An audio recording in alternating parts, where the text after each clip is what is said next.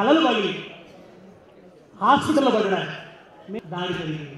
ఇట్లా గొల్లోడ జీవితం అయిపోవడం వల్ల యాదవుల జీవితం నాశనం అయిపోయింది.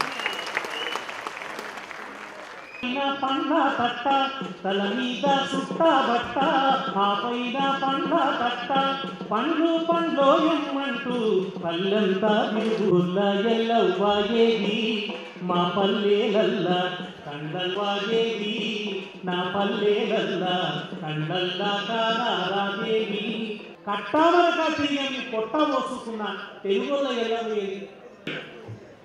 రాత్రి లేదు పగలు లేదు, ఆరోగ్యాన్ని పూర్తిగా పాటలు పాడినమో ఏం గొప్పతనాన్ని చెప్పే దగ్గర ఒక కమ్యూనిటీగా సంఘటితంగా ప్రసన్న కుమార్ని వచ్చి దీన్ని విడుదల చేయించాల్సిందిగా కోరుతా ఉన్నారు.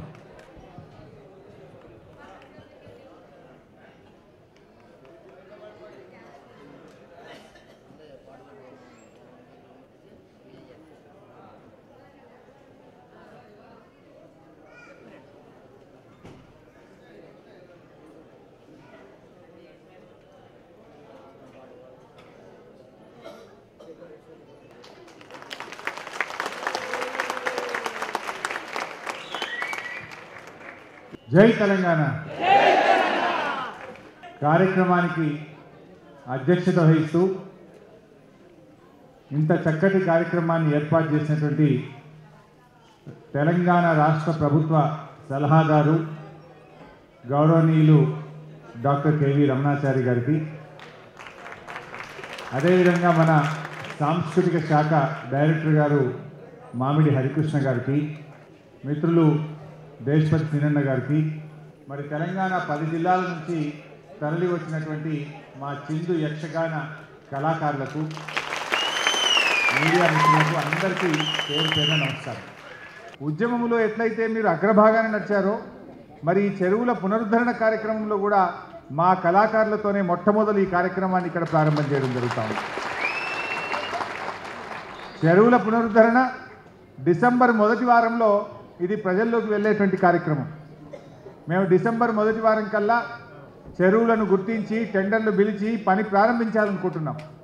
కానీ అంతకంటే ముందు ప్రజల్లో ఒక చైతన్యాన్ని కలిగించి చెరువుల పునరుద్ధరణ కార్యక్రమాన్ని ఒక సామాజిక ఉద్యమంలాగా ప్రజలందరినీ భాగస్వామ్యం చేయడంలో మా చిందు కళాకారులను కూడా మరి ప్రోత్సహించాలని మొట్టమొదటి కార్యక్రమాన్ని తీసుకున్నాం.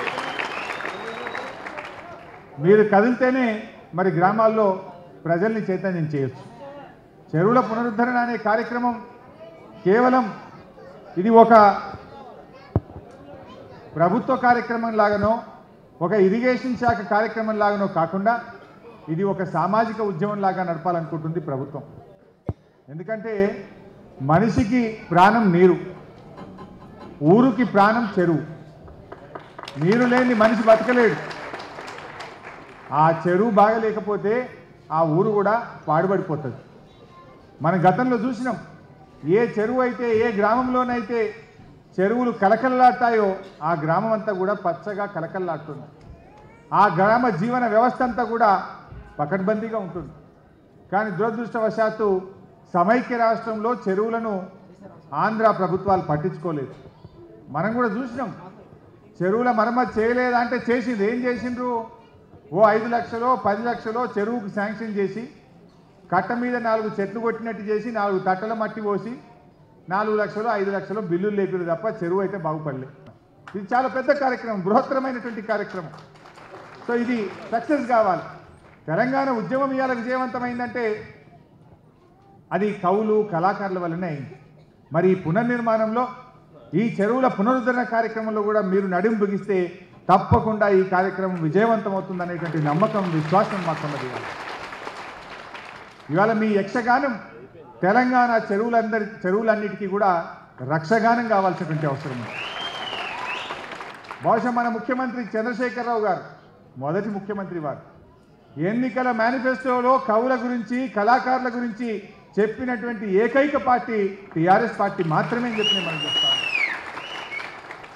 అందుకే ఇలా కవులకు కళాకారులకు కావాల్సినటువంటి డోలు డప్పు తంబురా లాంటి వాయిద్య పరికరాలు అందించడానికి ఈ ప్రభుత్వం సిద్ధంగా ఉంది అని చెప్పి కూడా నేను సందర్భంగా మనం చేస్తా ఉన్నాం. ఎన్నికల ప్రణాళికలో చెప్పిన ప్రకారంగా ఇవాళ మా చిందు యక్షగాన కళాకారులకు కూడా కిరీటాలు కానీ భుజకీర్తులు కానీ నడుం పట్టి లాంటి ఆభరణాలు కూడా ప్రభుత్వం అందిస్తుంది. ప్రభుత్వం మీకు అవసరమైన సహాయ సహకారాన్ని అందిస్తుందని చెప్పి కూడా ఈ సందర్భంగా తెలియజేస్తా ఉన్నా.